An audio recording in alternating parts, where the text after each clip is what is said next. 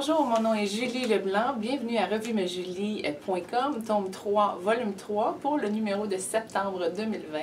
J'ai l'honneur de vous présenter un homme majestueux, magnifique, efficace, compétent, extraordinaire, qui est aussi à la fois auteur et fondateur des éditions Ariane. Je vous présente Marc Vallée. Merci Marc de nous recevoir. Ça me fait plaisir, Julie, vraiment. Ça fait longtemps que vous êtes en business, en fait. On tape la 37e année. Oui, voilà. Ça a été officiellement enregistré à Ariane Édition en 1983. Alors, ça fait un bout, mais il y a encore des très belles années à venir parce qu'il y a beaucoup de choses qui se passent. Et j'ai bien l'intention d'être là encore pour plusieurs années. Yes, sir! Ça, c'est une bonne Ariane nouvelle. venait de cette volonté d'avoir une vibration féminine. Parce que les livres, on peut associer ça plus à l'intellect, plus masculin. Dans la mythologie grecque, là, par analogie, ben, c'était d'aller le fil d'Ariane. Hein, donc Ariane qui donne son fil à Thésée qui va combattre le Minotaure dans un labyrinthe. Alors, par analogie, ben, Ariane Édition allait être ce fil qui aidait les gens à sortir du labyrinthe, du matérialisme et voguer vers les plans de l'éveil. C'est non, mais cute! Mes félicitations. Hein? Puis, Ariane Édition, ça fait partie d'un ensemble plus large, hein, des guides qui travaillent à éveiller l'humanité. Alors, je ne suis pas là à faire ma petite business. C'est vraiment connecté avec une école plus large là, qui travaille à différents niveaux. Donc nous, on se place là-dedans comme une sorte d'interface entre l'humanité et les guides là, pour essayer d'amener ces plans-là à se parler. Là. Très belle mission. En passant, je vous présente la collection d'automne. Et ici, plusieurs livres qui vont sortir. J'en ai 5. Je vais m'approcher pour vous les montrer, mais on commence avec les codes de la sagesse. Comment ça vous est venu, ça? Ça, c'est Craig Braden, qui est un auteur qu'on a beaucoup publié, là, c'est son nouveau livre. Il va Code de sagesse parce qu'il va puiser dans des textes anciens qu'il interprète avec la science d'aujourd'hui. Alors, c'est intéressant, c'est ce lien entre passé et présent. Le code de... Le Code Sophia. Ouais. Alors, ça c'est un livre que je suis très, très heureux d'avoir pu publier. D'après moi, là, c'est dans le matériel le plus avancé qu'on a publié. Une transmission vivante de la tribu des dragons de Sophia. Oui, alors là, c'est des maîtres féminins du passé. On a Isis, Hathor, Tara Verte, il y a aussi Marie-Madeleine. Donc, qui viennent nous dire qu'ils sont de retour. On est de retour et ceux qui veulent maintenant être mentorés, qui veulent avoir comme mentor ces maîtres-là, ils peuvent le faire. C'est un nouvel engagement. Là.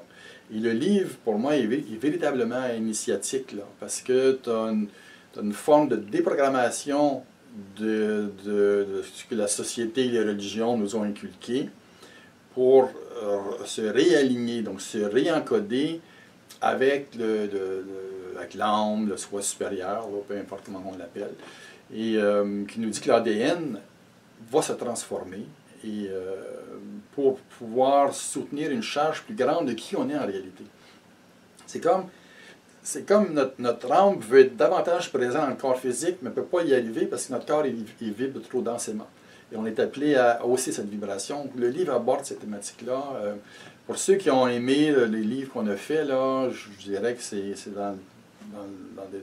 Puis c'est un volume d'introduction, hein, fait qu'on s'attend d'en avoir d'autres qui suivent. Ici, rencontrer des hybrides.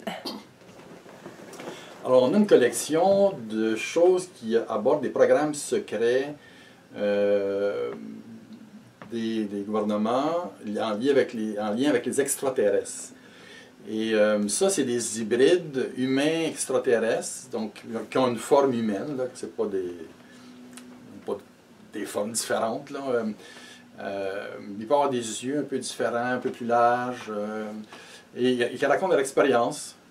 C'est des humains qui ont pris conscience qu'ils ne sont pas uniquement d'ADN humain, mais qu'il y a un mélange avec d'autres races dans ce processus d'éveil de la planète. Donc, c'est des témoignages très spirituels.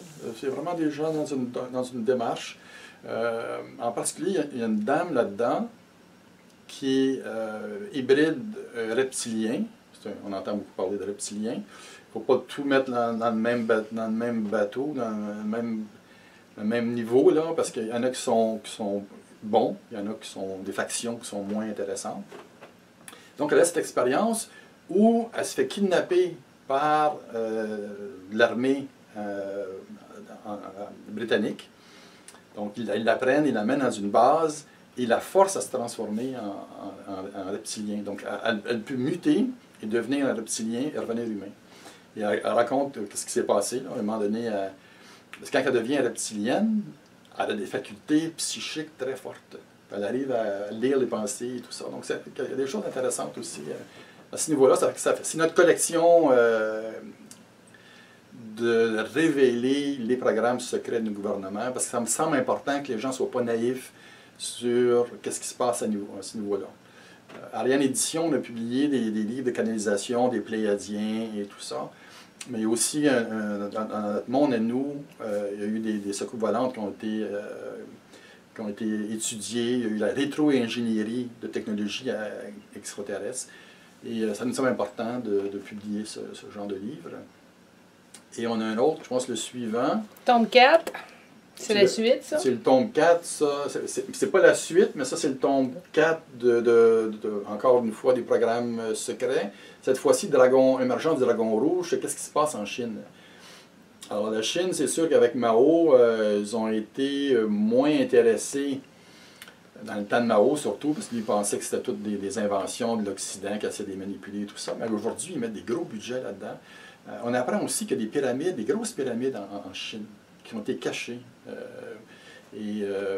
Par exemple, Mao voulait les enterrer de terre pour faire semblant que c'était une montagne.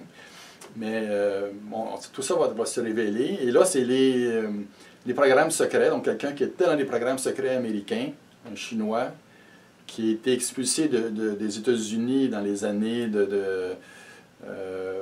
anticommunistes, là, à la fin des années 50, et est allé amener ces informations en Chine. C'est tout ce monde, là. C'est le tome 4, on a publié donc 3 premiers, c'est sur les programmes aux États-Unis. Il y a des bases sous l'Antarctique. Alors, c'est une collection à l'intérieur des éditions Ariane là, qui nous parle de tous ces programmes-là. C'est très avancé, hein, les technologies, ils peuvent rajeunir les gens, ils ont accès à des portails qui peuvent les faire aller sur d'autres planètes et d'autres systèmes solaires de façon instantanée. Alors, quand tout ça va sortir, là, vraiment, les gens vont... Ils vont arrêter d'aller en chirurgie esthétique. Ils vont être bouche bée. Ça a été caché depuis si longtemps. Parce qu'on parle, on a commencé dans les années 50, oui, avec Roswell. Hein, Roswell en 1947. En 1942, il y a déjà eu des choses qui se sont passées. On apprend aussi sur le Magic 12, donc les 12 personnes que Truman avait nommées pour s'occuper de ce dossier-là, qui sont devenus très puissants, au-delà des présidents. Là. Et le président Eisenhower, quand son terme est terminé, est allé à la télévision, puis il a dit « Faites attention », parce que on l'a sur YouTube, là, tout le monde peut aller voir ça, il dit « Faites attention aux complexes militaro-industriels qui sont en train d'avoir du pouvoir au-delà de ce qu'ils devraient avoir. » Il n'est pas allé jusqu'à donner des noms et tout ça, mais il a voulu au moins dire aux gens « Faites attention ». Alors, ils sont très puissants, ces êtres-là. C'est intéressant. En tout cas, vous avez occupé votre étonne. Et ici, les Mémoires d'Orion, vous avez parlé tantôt? Oui. Alors, c'est une coécriture avec Rosanna Narducci, qui est une Française. Alors, elle, les grandes lignes de l'histoire, c'est elle qui les a reçues. Et